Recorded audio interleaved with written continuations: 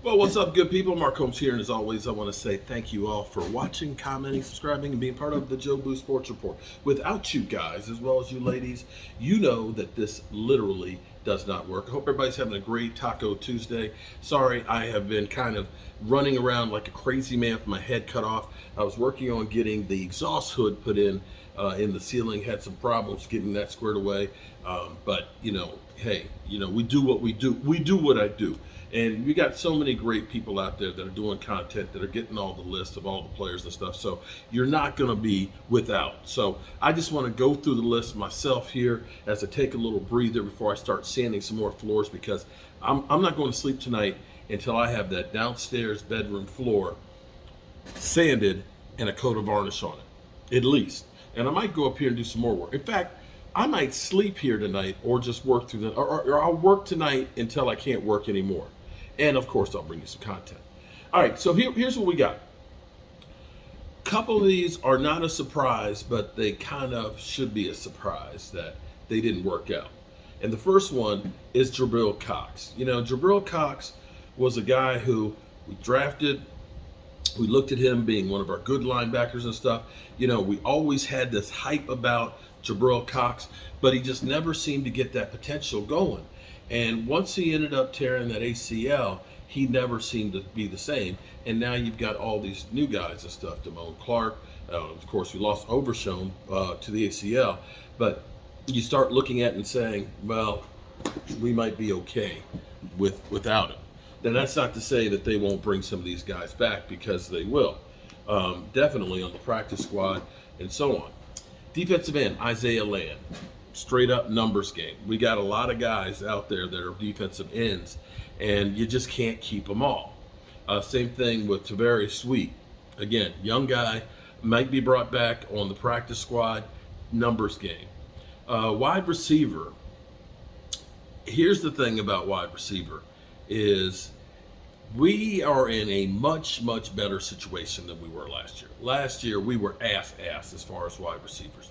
When we started the season, Michael Gallup hadn't come back, and we literally had only C.D. Lamb was the only wide receiver that actually caught a touchdown pass in the NFL, which is hard to believe that we actually started the season that way, but we did. So, wide receiver Jalen Cropper, he's been cut. Dennis Houston, a crowd favorite, a guy who actually started, I believe, last year to start the season. I think he might be brought back on the practice squad. We'll see. Wide receiver Dontario Drummond, another guy I think might be back. Tyrone Johnson was straight up released.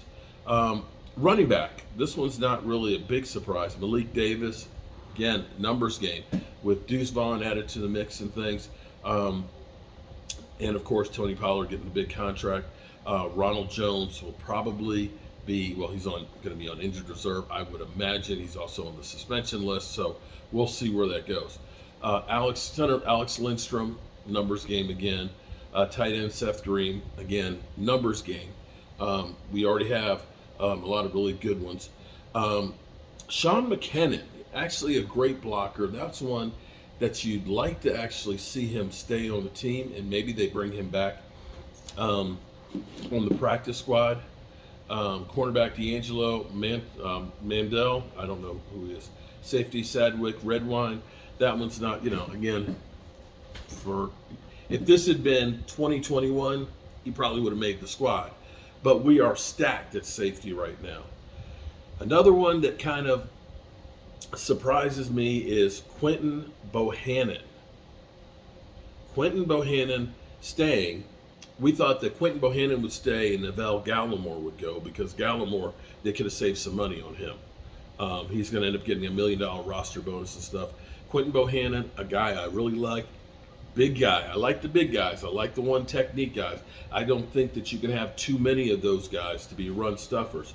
But still has a lot to learn. Still ends up playing and getting a little bit too high in his technique and stuff. But we'll see if they bring him back on the practice squad. Tight end Ben Bangu was released. Offensive tackle Earl Bostich was cut. Now again, 15 of these guys are coming back on the practice squad. 15 are coming back on the practice squad. Cornerback Josh Butler, long snapper Trent Slegg was released, but I think they're going to bring him back. Isaiah Alarcon, our Mexican offensive lineman, moved to defensive lineman. I think that's another guy that they'll bring back. Wide receiver Jose Barton, cornerback Miles Brook, safety Tyler Cole. I think Tyler Cole will be one that'll be on the practice squad. Center Matt Farniak, I think he'll be brought back on the practice squad. Daryl Johnson, defensive end. Chuma Igata was released. I thought they brought him back. I thought they were keeping him. Okay, he was released, but I think he's going to be put on injured reserve. I could be wrong. C.J. Godwin, we talked about early. Malik Jefferson was released. Quarterback Will Greer was released. And offensive tackle Alex Tyler. Now, here's what's interesting is Mike McCarthy was talking about Will Greer and said that Will Greer, let me see if I can find it. Let's see. Let's go to Michael Gelkin. Cowboys coach Mike McCarthy on undrafted rookie T.J. Bass, who made the 53 roster. He just keeps getting better. You see his lower leg strength, and he just has the ability to stick and stay inside of people. I like his mindset. He plays the right way, definitely earned the spot. This is the deepest safety group that I can recall. This gives us a lot of flexibility, blusters both the linebacker and the cornerback position. On Jordan Lewis, who starts the 53-man roster, he keeps pushing ahead of schedule. It definitely looks like he's going to make it here. He's further ahead than we would have anticipated by this time, so that's good news.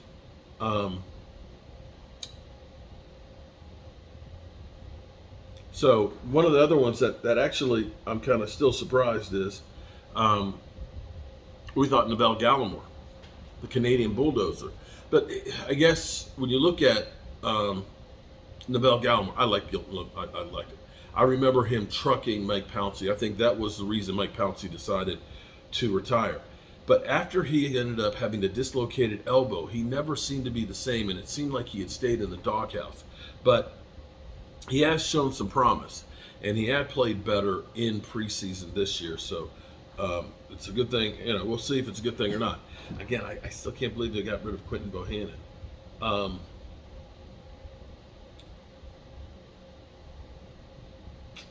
Still trying to find, let's see, he was talking about, let's see, where is it? Matt Lewinsky and Nahshon Wright have been put on injured reserve. Here it is.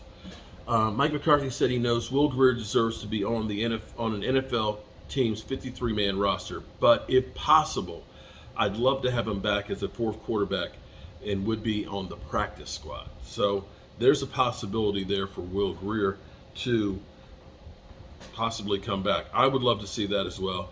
And we also know that Trey Lance has entered the building.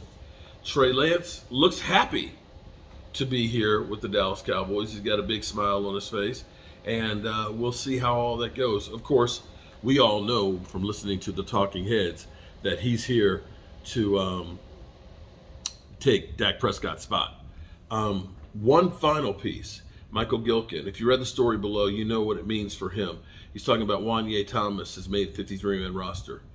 Juan Yay Thomas lost his childhood home to fire, and his father said, he, his mom, and his siblings slept in a car on the interstate rest stop.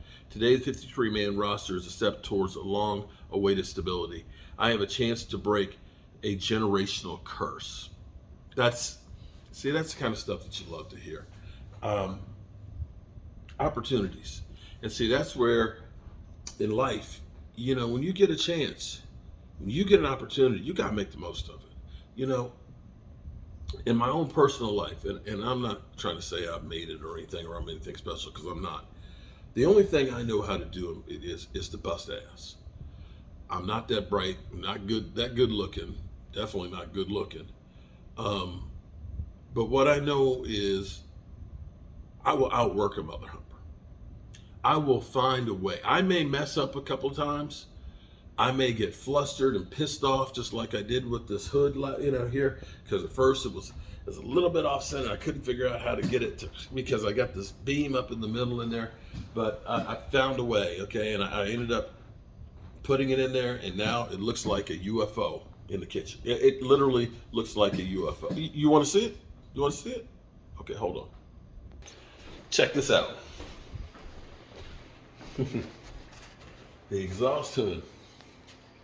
Bam!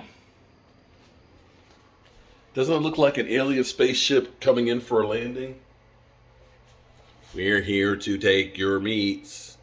We're here to take your meats. Philly 500 sent us. Yeah. But there you go. Got to patch the ceiling up here. But I got to sand the floor because I ain't going to bed till it's done. But I love this. Oh my goodness.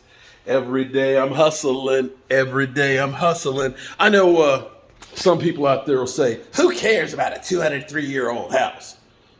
I do. Bro. Peace.